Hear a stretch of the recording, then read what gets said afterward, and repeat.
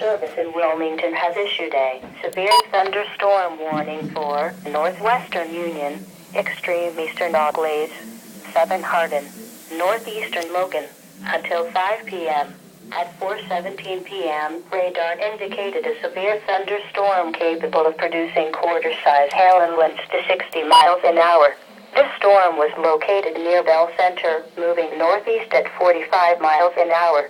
Locations impacted include Kenton, in addition, Jumbo, Rush, Sylvania, Walton, Big Springs, Silver Creek, Ridgeway, Mincer, and Mount Victory are near the path of this severe thunderstorm. Stay indoors and away from windows until the storm has passed. To report severe weather, go to our website at weather.gov/OM and submit your report via social media when you can do so safely.